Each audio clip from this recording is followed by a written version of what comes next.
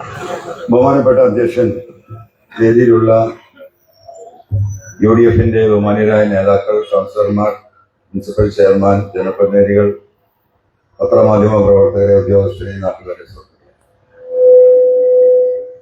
UDF കമ്മിറ്റിയുടെ നേതൃത്വത്തിൽ ESI ആശുപത്രിയുടെ മുന്നിൽ ഇങ്ങനെ ഒരു ധർണ നടത്തേണ്ട സാഹചര്യമുണ്ടായത് ഈ നാട്ടിലെ ജനങ്ങളെ കൃത്യമായി ബോധ്യപ്പെടുത്തുക എന്ന ഉദ്ദേശത്തോടു കൂടിയാണ് ഇവിടെ ഒരു ചെറിയ യോഗം നടക്കുന്നത്. നമുക്കറിയാം, കേരളത്തിലെ ആരോഗ്യരംഗത്ത് നിരവധിയായ വിഷയങ്ങളുള്ള നാടാണ് ഇന്ന് കേരളം. കേരളം എല്ലാത്തിനും മുന്നിലാണ് എന്ന് പറയുമ്പോഴും ആരോഗ്യരംഗത്തിന്റെ പരിതാപകരമായ അവസ്ഥ ദിവസേന എന്നോളം വാർത്തകൾ വഴി നമ്മൾ കണ്ടുകൊണ്ടിരിക്കുകയാണ്. ഡോക്ടർമാരില്ലാത്ത, പാരാമെഡിക്കൽ സ്റ്റാഫ് ഇല്ലാത്ത, ആശുപത്രിക്ക് ആവശ്യമായ ഉപകരണങ്ങളില്ലാത്ത, തിയേറ്ററുകളില്ലാത്ത, രോഗികൾ മുഴുവനും കടക്കാരായി പ്രൈവറ്റ് ആശുപത്രിയെ സമീപിക്കുന്ന ഒരു രീതിയിലേക്ക് കേരളത്തിലെ പൊതുജനാരോഗ്യം അങ്ങേയറ്റം പരാജയപ്പെടുത്തുന്നു എന്ന് പറയുന്നത് ഈ നാട്ടിലെ പ്രതിപക്ഷമല്ല, ജനങ്ങളാണ്.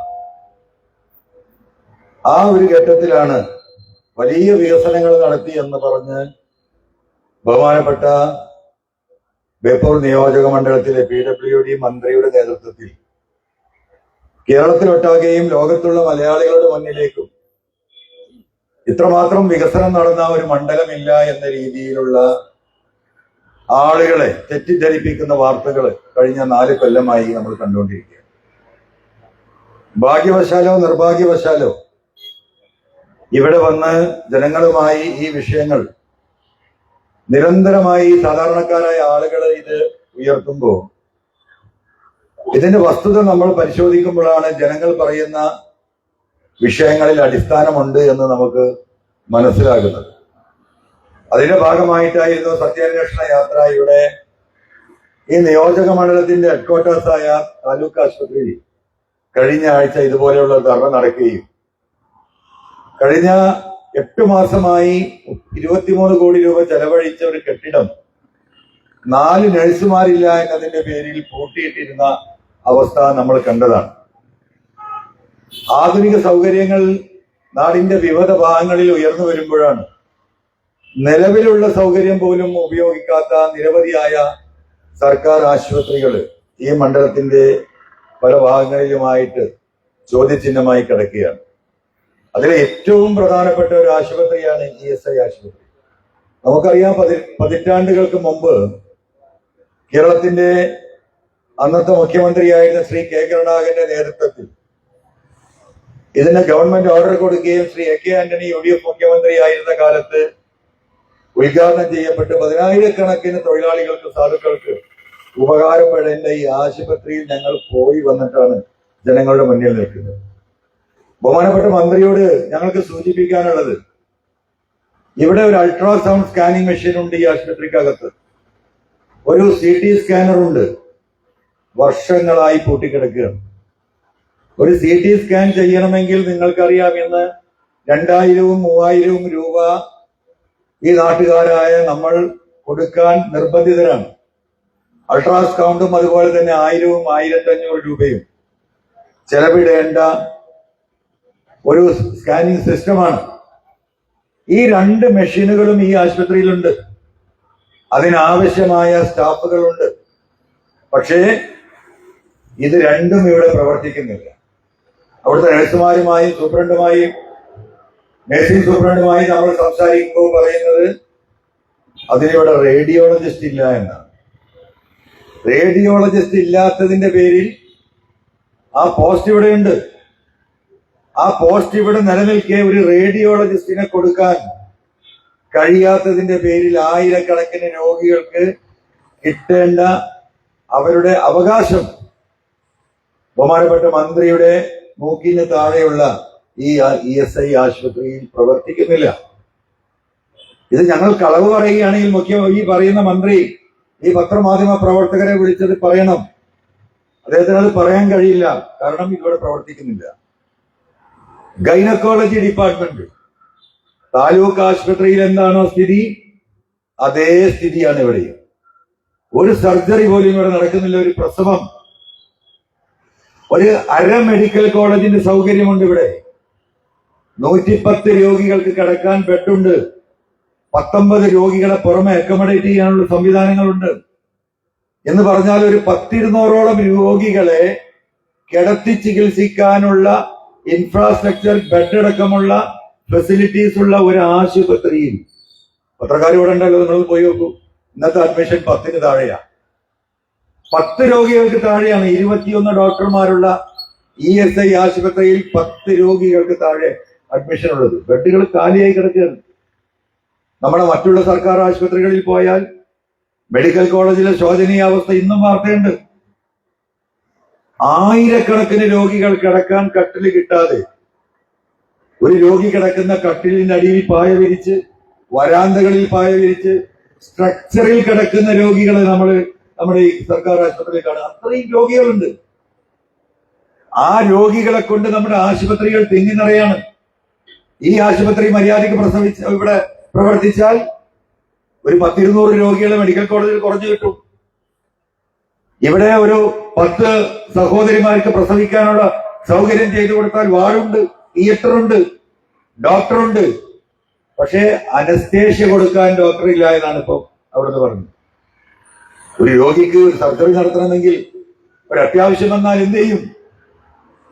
അതുകൊണ്ട് സാധാ ആരോഗ്യപരമായി പ്രസവിക്കാൻ കഴിയുന്ന ഗർഭിണികളെ പോലും അഡ്മിറ്റ് ചെയ്യാൻ ഇവിടുത്തെ ഡോക്ടർമാർ ധൈര്യം കാണിക്കുന്നില്ല.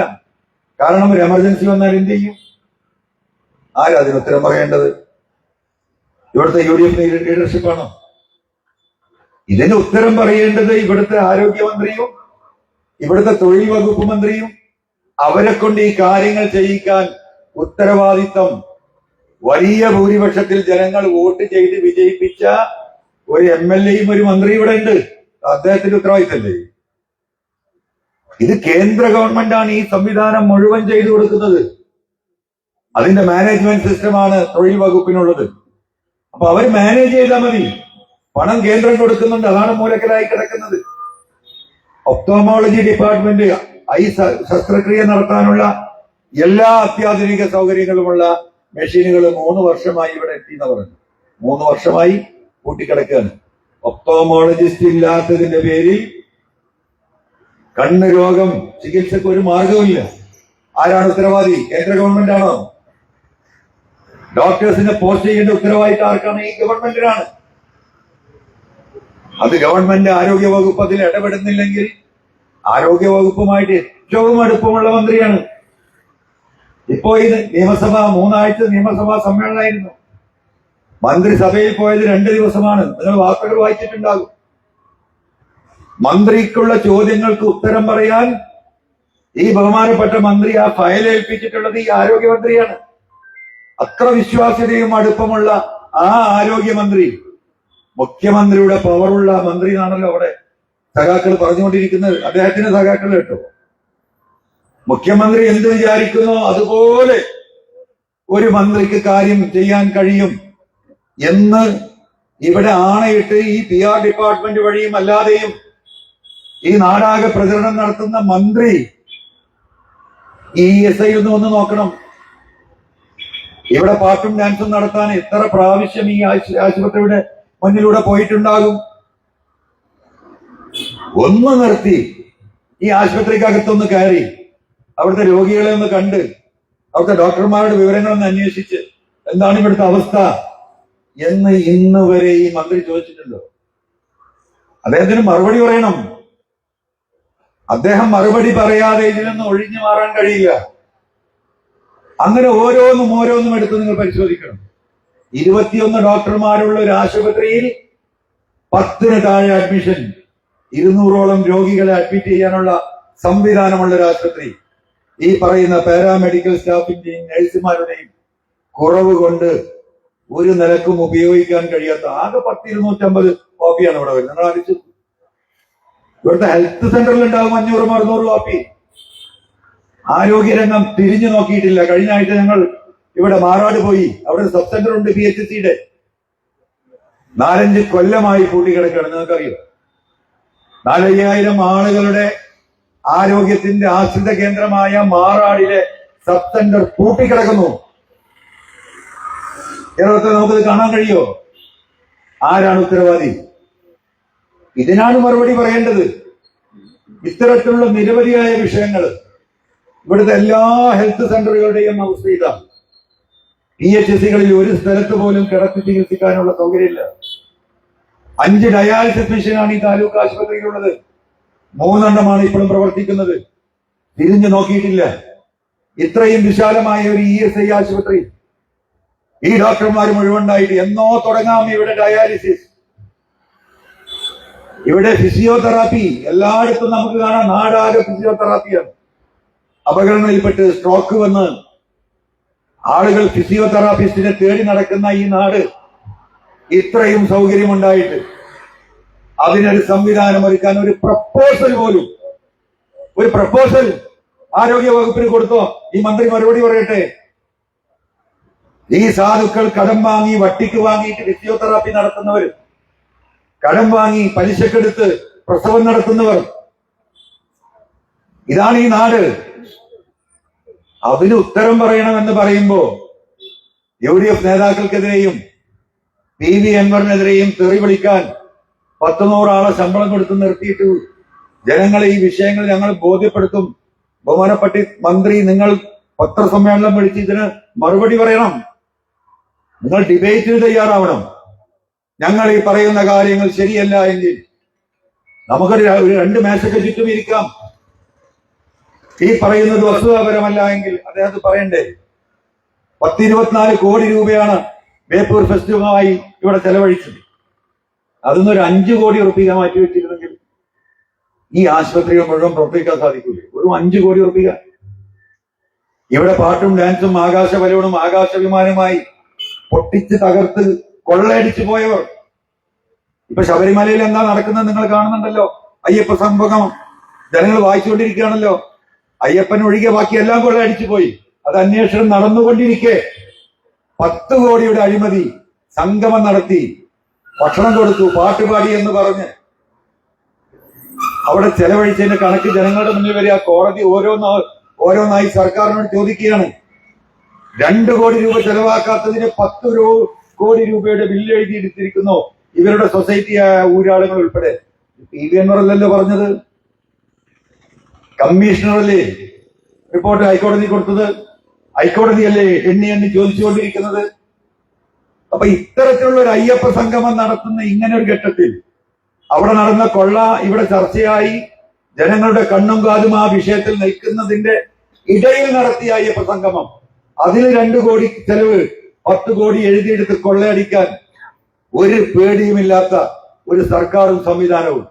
അപ്പൊ ഈ 24 കോടിയിൽ എത്ര കോടി രൂപ ഈ പറയുന്ന ഊരാളുകൾ, സൊസൈറ്റി അടക്കമുള്ള ഇവന്റ് മാനേജ്മെന്റ് അടക്കമുള്ള കമ്പനികൾ കൊള്ളയടിച്ച് ഇവർക്ക് വേണ്ടി കൊള്ളയടിച്ച് പോയിട്ടുണ്ടാകുമെന്ന് കേരളത്തിലെ ജനങ്ങളും ബേപ്പൂരിലെ ജനങ്ങളും ആലോചിച്ചാൽ മതി. അതൊന്നൊരു 5 കോടി രൂപ. ഒരു മനുഷ്യത്വപരമായ ഇടപെടൽ. ഈ മനുഷ്യരുടെ ഈ കഷ്ടപ്പാട് കാണുമ്പോ മന്ത്രിയുടെ മനസ്സൊന്ന് അലിഞ്ഞോ? ഏതെങ്കിലും ഒരു ആശുപത്രിയിൽ എനിക്ക് വോട്ട് ചെയ്ത സഹോദരിമാരാണ്, ലക്ഷക്കണക്കിന് സഹോദരിമാർ, അവർക്കൊരു പ്രസവിക്കാനുള്ള സൗകര്യമെങ്കിലും ഒരുക്കി കൊടുക്കാൻ ഈ ബഹുമാനപ്പെട്ട മന്ത്രി മുഹമ്മദ് റിയാസ് എന്തേ മുൻകൈ എടുക്കാതെ പോയത്? ഈ ദൂർത്ത് മുഴുവൻ ഇവിടെ നടത്തിയപ്പോ അത് ഞങ്ങൾ ചൂണ്ടിക്കാണിക്കും. ഞങ്ങൾ ഇവിടുത്തെ എല്ലാ ഹെൽത്ത് സെന്ററുകളിലും പോകും, ഇവിടുത്തെ എല്ലാ തൊഴിൽ മേഖലകളിലും പോകും. ഇപ്പൊ എന്താ പണി കാണുന്നില്ല? ഞങ്ങള് കുറച്ച് ആളുകളെ വാടകയ്ക്ക് എടുത്തിരിക്കുകയാണ്. തെറി പറയാൻ ഒരു ടീമിനെ എന്താ പറയാ കർട്ടന് ബാക്കിൽ നിർത്തിയിട്ട് കുറെ യൂട്യൂബർമാരെ ഇറക്കിയിരിക്കുക. എന്നിട്ട് ഇവരുടെ സംഘത്തിന്റെ ആളുകളെ അങ്ങാടിയിലൊക്കെ നിർത്തുക. എങ്ങനെയുണ്ട് റിയാസ്? റിയാസ് ഭയങ്കരം. എന്താ മനുഷ്യരെ പറ്റിയപ്പോ ഭയങ്കര അഭിപ്രായം. വികസനം, ഭയങ്കര വികസനം. എന്താ വികസനം? ആരുടെ? അൻവർ തോറ്റ് തുന്നം പാടും. അൻവർ ജയിക്കുന്ന ആരാ? നാട്ടുകാരാ പറയുന്നത്.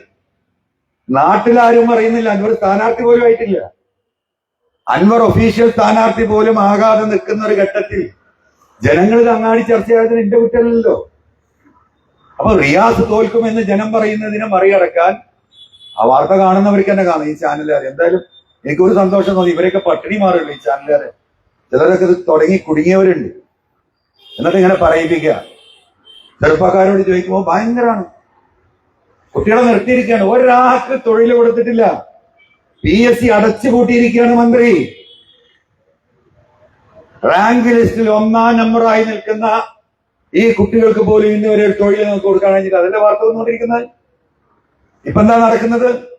ഈ ഗവൺമെന്റ് അവസാനിക്കാൻ പോവുകയാണ്. ഒരു കാലത്തും കുഴിയിൽ നിന്ന് കയറില്ല എന്ന് മനസ്സിലാക്കിയപ്പോ ഇവിടെ താൽക്കാലിക നിയമനങ്ങൾ നടത്തിയ, പിൻവാതിൽ നിയമനം നടത്തിയ ഇവരുടെ ബന്ധുക്കളും ഇവരുടെ സുഹൃത്തുക്കളും ഇവർക്ക് വേണ്ടപ്പെട്ടവരുടെ ലിസ്റ്റ് അപ്രൂവ് ചെയ്യാൻ പോകുന്നു ഈ ഗവൺമെന്റ്. ഈ കുട്ടികൾ ഇങ്ങനെ ഒന്ന് മൈക്കിന്റെ മുമ്പിലേ PSC എഴുതിയിട്ട് മന്ത്രി തറക്കടില്ല എന്ന് പറയുമ്പോ എന്റെ യുവാക്കളോട് യുവതികളോട് പറയാനുള്ളത്, നിങ്ങളത് പരിശോധിക്കണം. ചീറ്റ് ചെയ്യണം എല്ലാ നിലക്കും. 4ഉം 5ഉം 10ഉം വട്ടം പരീക്ഷ എഴുതിയവർ, റാങ്കിൽ കയറിയവർ, ഇവരെ മുഴുവൻ ഒഴിവാക്കിക്കൊണ്ട് ഏകപക്ഷീയമായ ഇവരുടെ ആളുകളെ പിൻവാതിലൂടെ നിയമനം നടത്തി എന്താ പറയാ ജോലി കൊടുക്കുന്ന സംവിധാനത്തിലേക്ക് പോകുന്നു. ഇന്ന് ഫിഷറീസിലെ 240 ആളുകളെ ഇന്ന് ഫൈനൽ അപ്പോയിന്റ്മെന്റ് ഈ താൽക്കാലിക നിയമനത്തിൽ നിന്ന് സ്ഥിര നിയമനം ഇന്ന് കൊടുക്കുമെന്ന വാർത്തയാണ് ഇന്ന് എനിക്ക് അതുമായി ബന്ധപ്പെട്ട ഒരു കക്ഷി ഇന്ന് തിരുവനന്തപുരത്ത് നിന്ന് വിളിച്ചു പറഞ്ഞിട്ടുള്ളത്. എന്നിട്ട് ഈ കുട്ടികളുടെ മുന്നിൽ പോയിട്ട് ഇങ്ങനെ ചോദിക്കുക, എങ്ങനെയുണ്ട് എന്നാ തിരിച്ചു ചോദിച്ചു, എന്താ വികസനം നടത്തിയെന്ന് ഇവരാരും ചോദിക്കുന്നില്ല. ഭയങ്കര വികസനം നടത്തി എന്ന് പറയുമ്പോ ഒന്ന് തിരിച്ചു ചോദിക്കില്ല, എന്താണ് ഇവിടെ നടന്നത്? വൈകല്ലേ ഒരു ചോദ്യം നോക്കുന്നത്. അതിനൊരു 10-25 എന്താ പറയാ ഈ ആളുകളെ സോഷ്യൽ മീഡിയയിൽ വർക്ക് ചെയ്യുന്ന യൂട്യൂബർമാരെ നാട് മുഴുവൻ നടത്തിയിട്ട് റിയാസ് ജയിക്കും, റിയാസ് ജയിക്കും, റിയാസ് ജയിക്കും എന്ന് പറയേണ്ട ഗതികേടിലേക്ക് എത്തിയെങ്കിൽ വളരെ കഷ്ടം തന്നെയാണ്. ഇതൊന്നും മനസ്സിലാക്കാത്തവരല്ല ഈ നാട്ടിലെ ജനങ്ങൾ. ആ ചോദിക്കുന്നവനെയും അതിന് ഉത്തരം പറയുന്നവനെയും അവന്റെ മാനസികാവസ്ഥയൊക്കെ അറിയും. അപ്പൊ അതൊക്കെ പോട്ടെ, അത് നടന്നോട്ടെ. പക്ഷെ ഈ ആശുപത്രിയുമായി ബന്ധപ്പെട്ട വിഷയങ്ങൾ അതിൽ ഇവർക്ക് എന്താ പറയാനുള്ളത്? ഈ യൂട്യൂബർമാർക്ക് എന്താ പറയാനുള്ളത്? എന്തെങ്കിലും പറയുന്നുണ്ടോ? ഡയാലിസിസുമായി ബന്ധപ്പെട്ട വിഷയം, ഈ ആശുപത്രിയിൽ കയറി ഇറങ്ങാൻ ഈ യൂട്യൂബ് നടത്തുന്ന ഈ ചെറുപ്പക്കാര്യങ്ങളൊന്ന് പോയി നോക്കൂ, നിങ്ങൾ പോയിട്ടൊന്ന് അന്വേഷിക്കൂ. അത് നിങ്ങളില്ലല്ലോ. അത് നിങ്ങളുടെ വയറ്റിപ്പഴപ്പിന്റെ പ്രശ്നമാണ്. അതെന്തായാലും മന്ത്രിയുടെ കയ്യിൽ നിന്ന് കുറച്ച് പണം ഇങ്ങനെയെങ്കിലും കുറെ ഉണ്ടല്ലോ ഉണ്ടാക്കി വെച്ചത്, അങ്ങനെയെങ്കിലും ചെലവാട്ടെ, ഈ കുട്ടികളെങ്കിലും രക്ഷപ്പെടട്ടെ. ഇതാണ് സ്ഥിതി. എല്ലാം മറിമായം, എല്ലാ വികസനവും അതിന് തട്ടിപ്പ്. പണം കിട്ടുന്നിടത്തും എന്താ പറയാ ഇവന്റ് മാനേജ്മെന്റിനെ ഏൽപ്പിക്കുന്നിടത്തും മാത്രം ആ മേഖലകളിൽ മാത്രം കോടികൾ മുടക്കി കുട്ടികൾക്ക് പഠിക്കാൻ സൗകര്യമില്ല, ആരോഗ്യ സൗകര്യമില്ല, തൊഴിൽശാലകളില്ല, തൊഴിലാളികൾ എന്ത് ചെയ്യണമെന്നറിയാതെ അന്തം വിട്ട് നടക്കുന്നു, മത്സ്യത്തൊഴിലാളികൾ മറ്റൊരു രീതിയിൽ നടക്കുന്നു. ഒരാൾക്കും ഒരു പഠന സൗകര്യം, സർക്കാരിന്റെ ഒരു വിദ്യാഭ്യാസ സ്ഥാപനം പോലും ഈ മണ്ഡലത്തിൽ കൊണ്ടുവന്ന് ജനങ്ങൾക്ക് ആശ്വാസം നൽകാൻ തയ്യാറാകാത്ത മന്ത്രി ദയവായി ഈ വിഷയങ്ങളിൽ ഒന്ന് ഇടപെടണം. അറ്റ്ലീസ്റ്റ് ഈ താലൂക്ക് ആശുപത്രിയും ഈ ESIയിലൊന്ന് ഇടപെട്ട് ഏതായാലും പോകാൻ നേരത്ത് ഒരു ഒന്നെന്ന നിലയ്ക്ക് ഒരു 4 ആളവിടേക്ക് അപ്പോയിന്റ് ചെയ്ത് കൊടുത്താൽ ജനങ്ങൾക്ക് എന്തെങ്കിലും ഒരു ആശ്വാസം കിട്ടും. ബഹുമാനപ്പെട്ട മന്ത്രി ഇതിൽ ഇടപെടണം. എന്തായിരുന്നാലും ഈ വിഷയം ജനങ്ങളുടെ ശ്രദ്ധയിൽ എത്തിക്കാൻ വേണ്ടിയിട്ട് സത്യാന്വേഷണ യാത്രയുടെ ഭാഗമായി ഇങ്ങനെ ഒരു ധർണ നടത്താൻ തീരുമാനിച്ച UDFന്റെ നിയോജക മണ്ഡലം ലീഡർഷിപ്പിനെ സ്നേഹപൂർവ്വം അഭിനന്ദിച്ചുകൊണ്ട് ബഹുമാനപ്പെട്ട മന്ത്രി എത്രയും പെട്ടെന്ന് ഈ വിഷയങ്ങളിൽ ഒന്ന് ഇടപെട്ടാൽ തിരക്കിടില്ല എന്ന് ബഹുമാനപൂർവ്വം മന്ത്രിയോട് അഭ്യർത്ഥിച്ചുകൊണ്ട് ഞാൻ നിർത്തുന്നു. നന്ദി, നമസ്കാരം.